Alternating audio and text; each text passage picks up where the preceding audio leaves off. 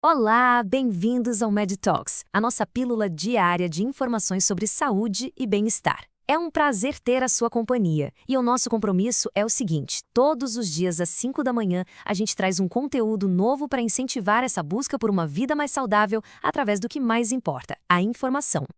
E para começar nossa conversa de hoje, vamos direto ao ponto com uma pergunta que, na verdade, ecoa há séculos. Uma questão fundamental que filósofos e pensadores sempre se fizeram: saber de verdade quem se é.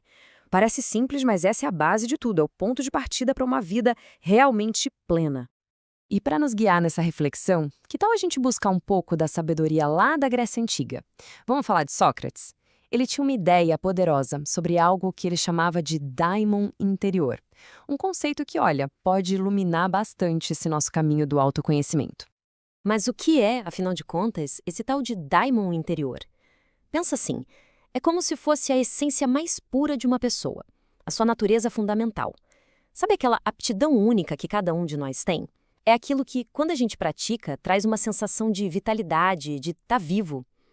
Encontrar esse daimon é, no fundo, encontrar o nosso lugar no mundo. E para deixar isso tudo mais concreto, nada melhor do que uma boa história, não é? O filósofo Clóvis de Barros Filho sempre conta que o pai dele estava determinado a descobrir qual era a praia do filho, ou seja, qual era o seu talento, a sua aptidão natural, o seu daimon. Só que essa busca não foi nada fácil. O pai do Clóvis fez uma lista de atividades, esportes, artes, cálculos, e o resultado era sempre o mesmo. Como o próprio Clóvis diz, na lista dele, eu era particularmente ruim em tudo. Chegou a um ponto em que um professor de equitação disse que nunca tinha visto uma criança com tão pouco jeito para andar a cavalo. Parecia que não existia uma praia para ele. Mas aí, um dia, alguma coisa mudou. O Clóvis pediu para ir mais cedo para a escola, dizendo que os colegas estavam esperando por ele para que ele explicasse a matéria da prova. O pai, um pouco desconfiado e bem curioso, resolveu ir junto para ver o que estava acontecendo. E o que ele viu foi uma verdadeira revelação. Ele viu o filho, aquele que parecia inábil em tantas coisas, explicando física com uma clareza impressionante para uma sala cheia de colegas. Naquele exato momento, a ficha do pai caiu. A busca tinha chegado ao fim. Ele olhou para o filho e disse a frase que mudaria tudo. Pois então já sabemos qual é sua praia. Você é um explicador. Essa descoberta não é só um acontecimento, é um verdadeiro chamado.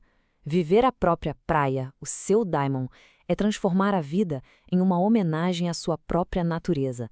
É finalmente alinhar quem se é com aquilo que se faz. Os gregos, sempre eles, tinham uma palavra para isso, arete, que a gente pode traduzir como excelência. Arete é o hábito de colocar para fora sua potência, de expressar sua natureza no ponto mais alto possível. E atenção, não se trata de ser melhor que os outros, mas de ser o melhor que se pode ser. É fazer as coisas sempre no talo da própria capacidade. E quais são os frutos de viver em arete? Bom, uma vida que honra a essência de cada um, a realização de um potencial que já nasceu com a gente. E talvez o mais importante, um sentimento profundo de contentamento e de alegria pelo que se faz. É a diferença entre uma existência meio cinzenta e uma existência cheia de brilho, sabe? Exuberante.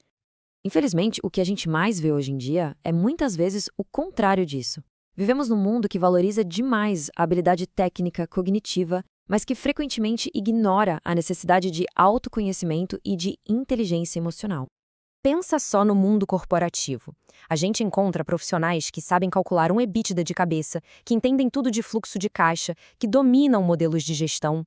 Do ponto de vista cognitivo, são brilhantes, mas, emocionalmente, são inábeis. São pessoas agressivas, inseguras, orgulhosas, que vivem procrastinando.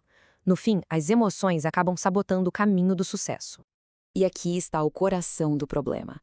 Muitas pessoas não sabem quem são porque se enxergam através de um filtro distorcido, o filtro das suas próprias emoções. A raiva, o medo, a insegurança, tudo isso vai colorindo a percepção de si e do mundo e impede que elas vejam seus próprios padrões destrutivos. Se a saúde do corpo depende de bons hábitos, a saúde da alma depende de uma boa educação. Mas não aquela educação que foca só em ferramentas e técnicas, e sim uma educação para a vida, que prioriza a autoconsciência. Pensa bem, quem de nós teve na escola uma aula sobre a alegria? Ou uma aula sobre como lidar com a ansiedade. Quem aprendeu sobre gratidão, sobre o prazer ou sobre o medo de um jeito estruturado? A gente aprende fórmulas complexas, mas não aprende a navegar no nosso próprio universo interior. Fica claro que até mesmo para sentir prazer é preciso educação. Como a citação no slide nos lembra, é preciso preparo para a gente conseguir ter prazer com o que é sofisticado, com o que é rico, seja uma grande obra de arte, um livro profundo ou uma conversa significativa. A vida exige mais do que conhecimento instrumental, ela exige sabedoria. E assim, todo esse caminho nos leva de volta à pergunta inicial, mas agora com uma nova profundidade. A reflexão que fica é: qual é a essência de cada um? Qual é o daimon interior, a praia pessoal? Descobrir essa resposta é o primeiro e mais importante passo para uma vida com mais propósito e, de fato, com mais saúde para a alma. A gente agradece muito a sua companhia nesta jornada de reflexão. E para quem deseja continuar essa busca por uma vida mais saudável através da informação, fica o nosso convite para acessar o nosso blog em med.com.br.